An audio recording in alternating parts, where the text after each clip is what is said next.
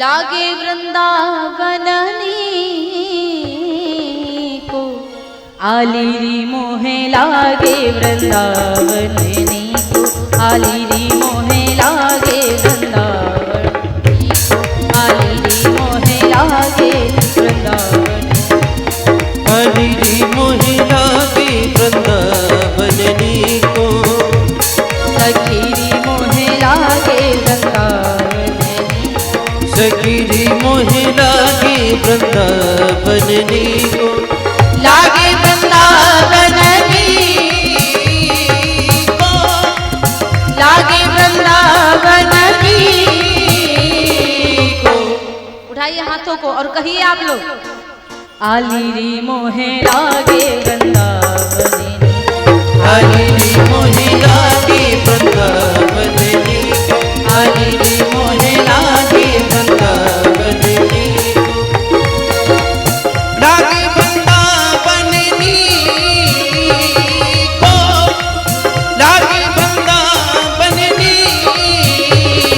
को आलीरी मोहे लागे वृंदावन को आलीरी मोहे लागे वृंदावन को वृंदावन को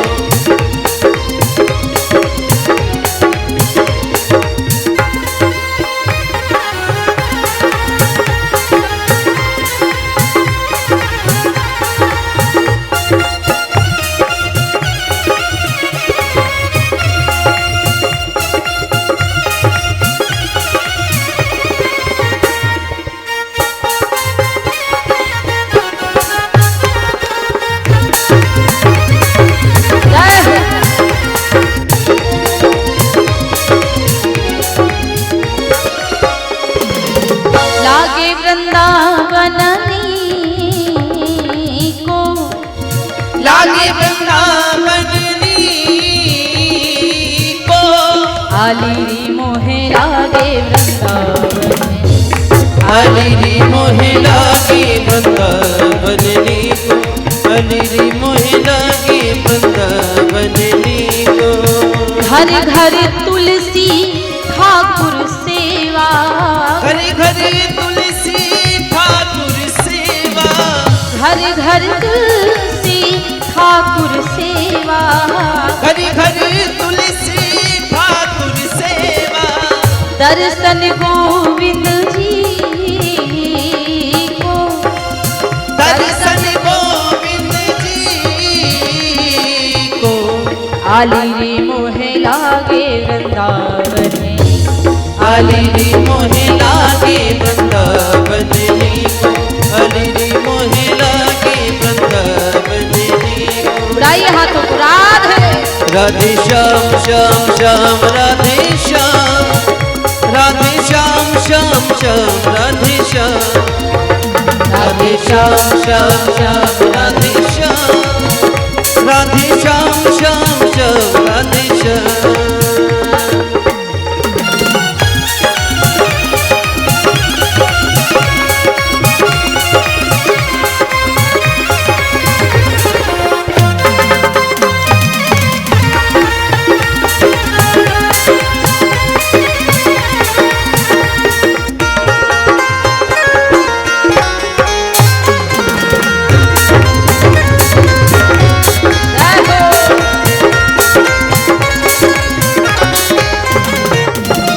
निर्मल नीर बहत यमुना को भोजन दूध दही को निर्मल नीर बहत यमुना और आप लोग भी कहिए कहिए एक बार बोलिए ना निर्मल नीर बहत यमुना को आवाज आई जरा यहाँ तक की आवे आवे बोलिए ना निर्मल नीर बहत यमुना को भोजन दूध दही को भोजन दूध दही को सखीरी मोहे लागे वृंदावन सखीरी मोहे लागे वृंदावन सखीरी मोहे लागे वृंदावन आलीरी मोहे लागे वृंदावन अली मोहे लागे वृंदावन को। लागे वृंदावन। अब की बार कोई डांस नहीं कर रहा है, अब की बार कोई झूम क्यों नहीं रहा है भैया? अब स्लो स्लो कमजोर हो गए हैं क्या? एक साल में हमको लगता खाया नहीं आप लोगों ने, हम मोटे हो गए ऐसा लग रहा है ना, हमारे हाथों में ज्यादा ताकत आ गई है। झूमिए सब लोग, सब लोगों को नहीं खड़े होना, लेकिन जो झूमेंगे वही खड़े होने। भोजन दूध दही को आली री मोहे लागे वृंदावन। अली मोहे लागे वृंदावन को। अली मोहे लागे वृंदावन को।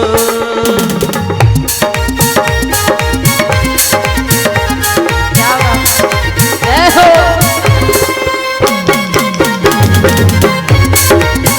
याद है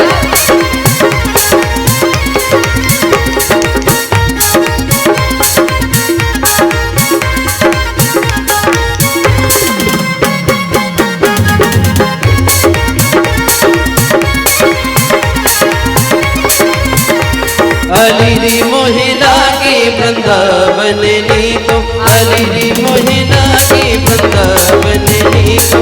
अली मोहे लागे वृंदावन। रतन सिंहासन आप विराजे, रतन सिंहासन आप विराजे, रतन सिंहासन आप विराजे।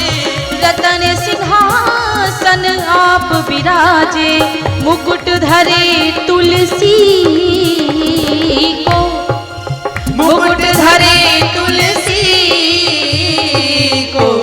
आली री मोहे लागे वृंदावन को। आली मोहे लागे वृंदावन को। अली मोहे लागे वृंदावन को। लागे वृंदावन को, लागे वृंदावन को। सखी री मोहे लागे वृंदावन को। सखी रे मोहे लागे वृंदावन को। सखी रे मोहे लागे वृंदावन को।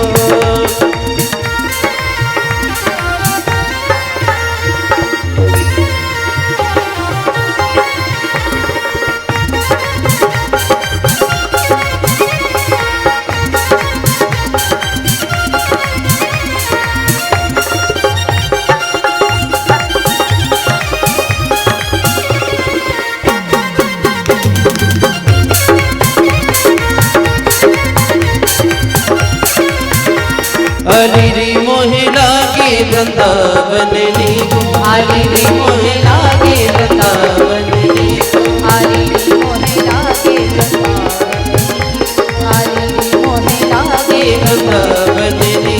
आली मोहे लागे वृंदावन को। अली मोहे लागे वृंदावन को। अली मोहे लागे वृंदावन। बोले सावरे सरकार की, वृंदावन धाम की, सच्चे दरबार की। आली री मोहे लागे वृंदावन।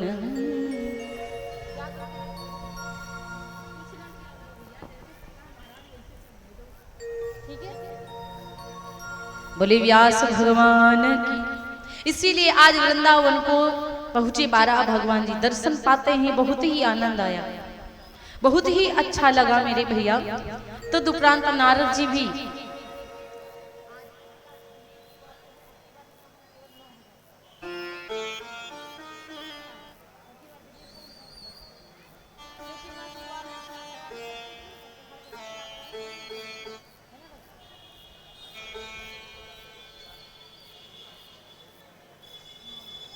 बोली सांवरे सरकार की जय हो, उमापति महादेव की।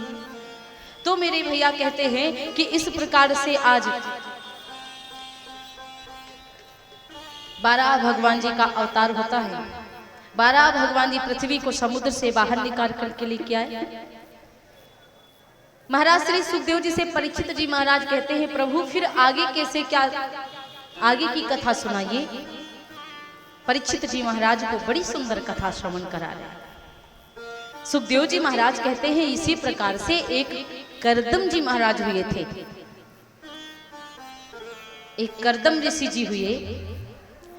करदम ऋषि जाकर के जंगल को भगवान विष्णु की तपस्या करते।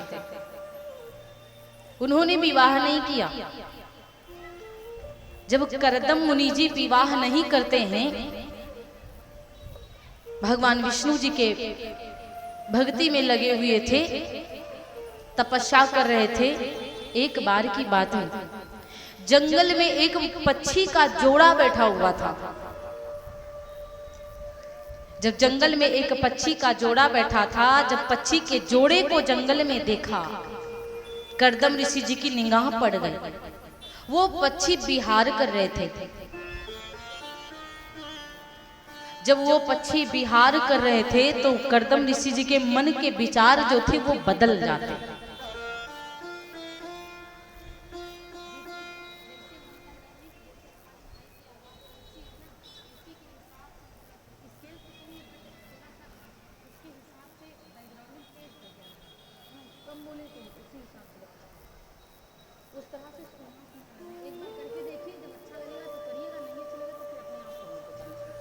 बोले उमापति महादेव की जय, व्यास भगवान की।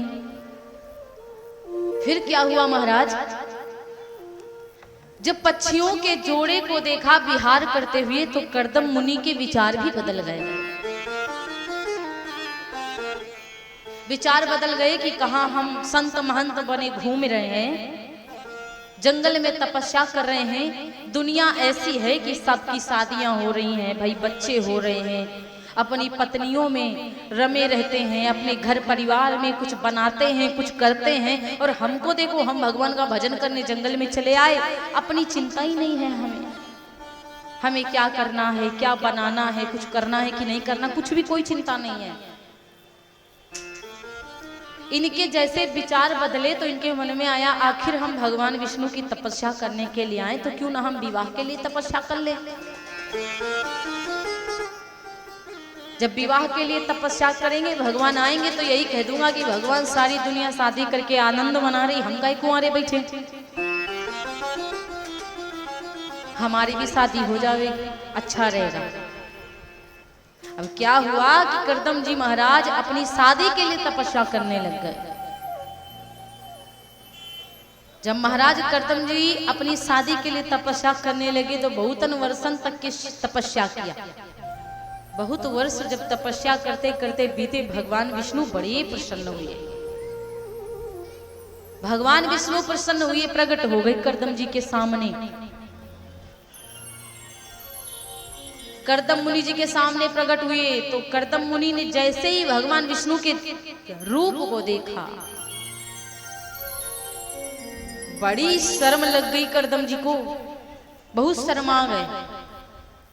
विचार करने लगे कि बताओ, हम भगवान की भक्ति में लीन थे, कहाँ हम देख करके थोड़ा सा दृश्य, थोड़ा सा ध्यान भटक गया मेरा। भगवान हमारे बारे में क्या सोचेंगे, यही कि हम शादी के लिए तपस्या कर रहे हैं, कैसे इंसान हैं हम। अब शर्माने से क्या होगा भाई, जब कर ही लिया है तो। भगवान विष्णु जी आए, बड़ा मुस्कुरा रहे, भगवान विष्णु जी प्रकट हो गए। भगवान जी ने कहा कि महाराज सब बढ़िया है, जो मांगना है तो मांग लीजिए। करदम ऋषि महाराज कहते क्या मांगे प्रभु, जो आपकी कृपा हो, जो आपकी इच्छा हो, कृपा कर ही दीजिए। भगवान ने विचार किया, ये तो शादी के लिए तपस्या किए, तो इनकी शादी करवा देता हूं। भगवान ने कहा कि तुम शादी के लिए तपस्या किए हो तो ऐसा करते हैं, तुम्हारी शादी हम तय कर आए हैं, आपकी शादी हम कर दें। करदम मुनि बड़े शर्मा गए। करदम ऋषि जी ने कहा महाराज कैसी बात करते हो आप, अरे हमको शादी वादी नहीं करना है, शादी करके जीवन बर्बाद कर देंगे, फिर आपका भजन कभी नहीं कर पाएंगे। भगवान ने कहा आप देखो, भगत का बहाना, शादी के लिए तपस्या किया कि बढ़िया सुंदर मेहरारू मिलेगी, अब जब मिलने की बारी आई तो शर्मा रहे हैं। भगवान विष्णु जी ने कहा कि महाराज आप शादी के लिए तपस्या किए तो फिर शर्माना काहे के लिए, हाँ कर दो ना। करदम महाराज कहते हैं हाँ कर दूंगा तो बड़ा फंस जाऊंगा, दुल्हन मिलेगी भगवान का भजन छूट जाएगा। बड़े शर्मा रहे हैं। करदम ऋषि जी ने कहा महाराज हम कुछ नहीं जानते, आपको जो देना हो दे दो। भगवान विष्णु ने थोड़ा सा मजाक कर दिया। भगवान ने कहा अरे तुम शादी से मुकर रहे हो, लेकिन हम सच में तुम्हारी शादी फिक्स कर दिए। बताओ करना हो तो हाँ बोलो, ना करना हो तो हम मना कर दें। करदम जी ने सोचा रसगुल्ला आया है तो मना काहे कर दे, अब तो हम लेके ही माने। करदम ऋषि जी ने कहा महाराज आपने तय ही कर दिया है तो ठीक है फिर हम कर लेंगे। भगवान विष्णु जी ने कहा ये ना रही बात आपकी, पहले काहे नहीं बोले आप, हम कोई शादी वादी नहीं फिक्स किए, ये 100 डिग्री का बुखार काहे को मजाक कर रहे हो भगवान। पहले कहते हम शादी कर फिक्स करके आए, शादी की बारी आई बता रहे मजाक कर रहे हैं, ये ऐसा नहीं चलेगा। भगवान ने कहा चिंता ना करो, हम शादी सच में तुम्हारी तय कर दी है, चलो। कहते कि महाराज स्वयंभू मन की जो बेटियां हैं, 3 बेटियां हैं, आकृति, देवहूति और प्रसूति। ये 3 बेटियां हैं, आकृति, देवहूति, प्रसूति। तो और इनके 2 बेटे भी हैं, एक का नाम है प्रियव्रत और दूसरे हैं उत्तानपाद जी महाराज। इन तीनों बेटियों में से एक बिटिया की शादी में तुम्हारे साथ करवाऊंगा, देवहूति के साथ में। करदम जी कहते हैं महाराज आपने बड़ी कृपा हमारे ऊपर करिया, बहुत कृपा कर दिया प्रभु, लेकिन एक बात कहना चाहूंगा, कृपा किया है तो हमेशा करते ही रहना। ये ना हो कि हम शादी कर लें तो फिर आप हमको छोड़ दीजिए, ऐसा नहीं होना चाहिए। कृपा किए हो तो बरसाते ही रहना, कि दुल्हन आ जाए तो भजन छूट जाए, ऐसा नहीं होना चाहिए। परिवार बस जाए भजन छूट जाए तो फिर ऐसा नहीं होना चाहिए।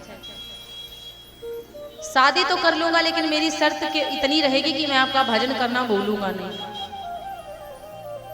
बोले ठीक है भाई। जाकर के देवहूति के साथ में इनकी शादी कर दिया। जब इनकी शादी देवहूति के संग में करा दिया तो पत्नी देवी को लेकर के अपनी कुटिया में करदम ऋषि पहुंचे। जंगल में जब अपनी पत्नी को लेकर पहुंचे तो कुटिया बनी हुई थी।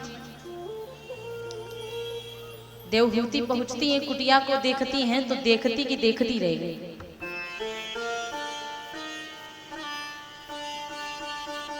करदम ऋषि जी कहते हैं क्या बात है देवी? देवहूति जी कहती हैं महाराज क्या आप इसी कुटिया में रहते हो? करदम ऋषि जी ने कहा आपको पसंद नहीं आई क्या? हम राजा नहीं हैं, हम एक संत हैं। हमारे पास कुटिया के अलावा और इस चटैया के अलावा आपको कुछ नहीं मिलेगा। फलों के अलावा आपको यहाँ कुछ नहीं मिलने वाला। देवहूति जो थी वो शांत हो गई। धीरे धीरे करदम ऋषि जी बैठने लग गए। बैठ गए। देवहूति ने एक बड़ा सुंदर नजारा देखा। कुटिया के बाहर से जब देखा ना, कुटिया के अंदर से जब बाहर देखा, एक छोटा सा तालाब था, सरोवर। उस सरोवर में देखिए कितना सुंदर दृश्य देखा। एक शेर पानी पी रहा है और शेर के बिल्कुल बगल में गाय भी पानी पी रही है। असमंजस में पड़ गई माता। ये कैसा दृश्य है? शेर गाय को देख जाए तो कभी छोड़ता नहीं है, वो खा जाता है। लेकिन ये दृश्य देखो, गाय भी पानी पी रही है, शेर भी पानी पी रहा है, लेकिन एक दूसरे को नुकसान नहीं पहुंचा रहे। ये संत की कृपा है। कुटिया के अंदर देखा तो बड़े बड़े गड्ढे हैं। एक गड्ढे में कहीं सांप निकला तो दूसरे गड्ढे में चूहा निकला, तीसरे गड्ढे में मेंढकी बैठ गई है, मेंढक।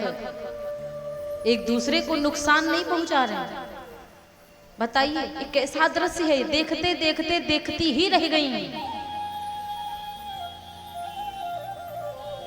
करदम ऋषि जी बैठ गए तो बैठते बैठते धीरे धीरे वो मनमुग्ध हो गए भगवान के भजन में। आंखें बंद होने लगी, आंखें बंद हो गई, बस वो तपस्या में लीन हो गए। करदम ऋषि जी जैसे तपस्या में लीन हो जाते हैं मेरे भैया, देवहूति देखती हैं कि पति देवता आंखों को बंद कर लिए हैं, मेरी तरफ कोई ध्यान नहीं, पत्नी को लाओ और तुरंत आप आंखों को बंद करके भजन करने लग जाओ। पत्नी के हाल चाल भी ना लो तो पत्नी को बुरा लगेगा कि अच्छा लगेगा।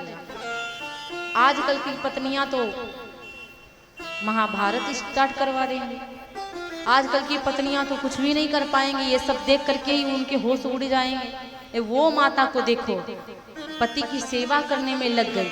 हमारे पति हैं, जगाया तक नहीं कि आप हमको लेके आए हैं और आप तपस्या करने लग गए। कुछ दिन बीत गए, दिन की बात छोड़ो साल बीत गए, सालन की बात छोड़ो 12, 13, 14 पूरे 40 साल बीत गए। कर्दम ऋषि जी तपस्या में लीन हो गए तो 40 साल तक के तपस्या किया। बताओ, कर्दम ऋषि जी के ऊपर धूल मिट्टी तक के जम गई तो पत्नी इतनी अच्छी हैं देवहूति कि उनका शरीर पर वस्त्र लेकर के पोछा लगाती हैं, साफ सफाई करती हैं, सेवा करती हैं। जब तक उनके पति देवता तपस्या में लीन रहे, देवी देवहूति कुछ नहीं खाती पीती हैं, खूब सेवा करती हैं। बूढ़ी बूढ़ी हो गई, बिल्कुल जर्जर। जब माता बिल्कुल बूढ़ी बूढ़ी सी हो गई मेरे भैया, तो कहा जाता है कि जब माता बिल्कुल बूढ़ी हो गई, 40 साल बाद जब कर्दम ऋषि जी की आंखें खुली तो कर्दम ऋषि जी के सामने देखा एक बुढ़िया माता बैठी हुई है।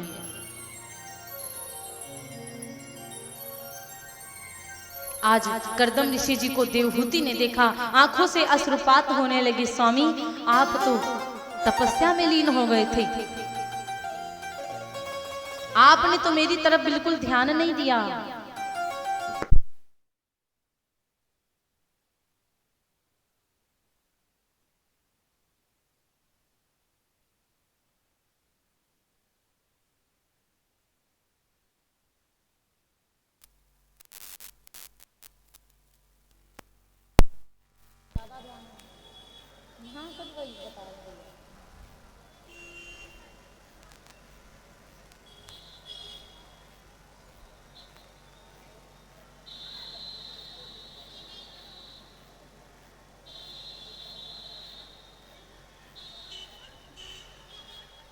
शिराज बोले सच्चे दरबार की जय हो, उमापति महादेव की जय हो, सवरिया सेठ की जय हो।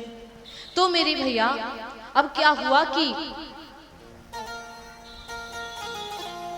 कर्दम ऋषि जी अपनी पत्नी को पहचानने से ही इनकार कर दिए।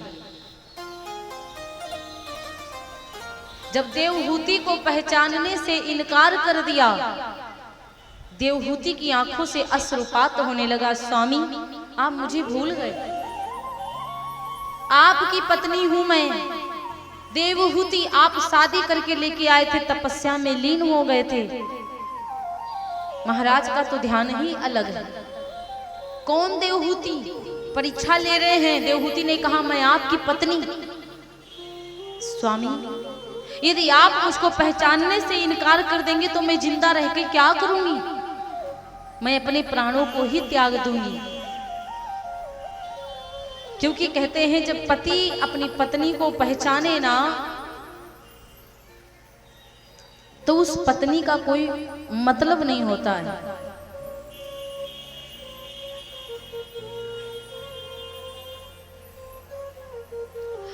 और आप तो मेरी परीक्षा ले रहे हैं, आप तो मुझे भूल रहे हैं प्रभु।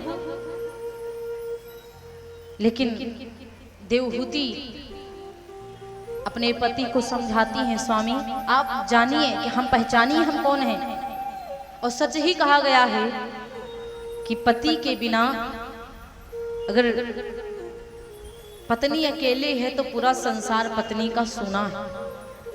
बहुत सुंदर बात। सोना पति बिना संसार, सोना पति बिना संसार, बिन परमेश्वर मंदिर सोना, बिंदिया बिना लीलार सोना, पति बिना संसार, सोना पति बिना संसार। परमेश्वर के बिना मंदिर सूना होता है, बिंदिया के बिना माथ सूना होता, उसी प्रकार पत्नी पति के बिना सूनी होती है। तेल बिना दिया बाती सूनी, फूल बिना है क्यारी सूनी, नीर बिना है नदिया सूनी, बिन बालक मेहतार सोना, पति बिना संसार सोना, पति बिना संसार। पति ही ब्रह्मा पति ही विष्णु, पति ही है त्रिपुरारी शंभु, नीर बिना है नदिया सूनी, मिलते सुख अपार सोना, पति बिना संसार। अगर दीपक में बाती नहीं होगा और तेल नहीं होगा तो दीपक जलने वाला नहीं है। नदी में पानी नहीं होगा वो नदी सूनी है। जो औरत होती है अगर उसके बेटा बेटी नहीं है तो वो महिला की गोदी सूनी है। इसी प्रकार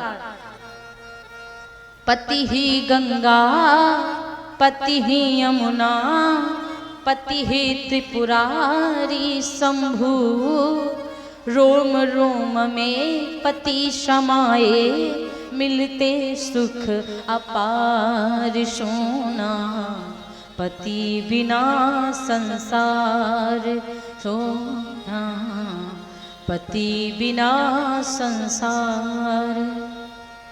बिन गैया गौशाला सूनी, प्राण बिना यह सूना तन है, बिना पति के नारी सोना, पति बिना संसार सोना, पति बिना संसार। इसीलिए आज करदम ऋषि जी ने जब देखा कि हमारी पत्नी बहुत ज्यादा उदास है, हमारी पत्नी बहुत ज्यादा दुखित है, परेशान है, आज करदम ऋषि जी परीक्षा जब ले लेते हैं, आज करदम ऋषि जी ने अपनी पत्नी के हाथ को पकड़ लिया। करदम ऋषि जी ने देवहूति के हाथ को पकड़ लिया और देवहूति जी के हाथ को पकड़ करके करदम ऋषि उसी सरोवर के पास में लेकर के पहुंचे। उसी सरोवर के पास में ले जा करके पहुंचे जिस सरोवर के पास में गैया और बाघ पास पास खड़े होकर पानी पी रहे थे। जैसे ही सरोवर के पास में जाकर के पहुंचे मेरे भैया, करदम ऋषि जी ने कहा कि देवी आप मेरे साथ में इस सरोवर में डुबकी लगाएंगे। जैसे करदम ऋषि जी और करदम ऋषि जी की पत्नी देवहूति उस सरोवर में डुबकी लगाती हैं, 12 वर्ष के समा 12 वर्ष की सुंदर सी राजकुमारी एक सुंदर सी कन्या में परिवर्तित हो गई देवहूति माता। करदम ऋषि जी बहुत सुंदर बालक बन गए। जो बूढ़ी बूढ़ी बिल्कुल माता देवहूति हो गई थी, आज 12 वर्ष की सुंदर राजकुमारी, और जो महाराज तपस्या करते करते बूढ़े हो गए थे, बहुत सुंदर राजकुमार बन गए।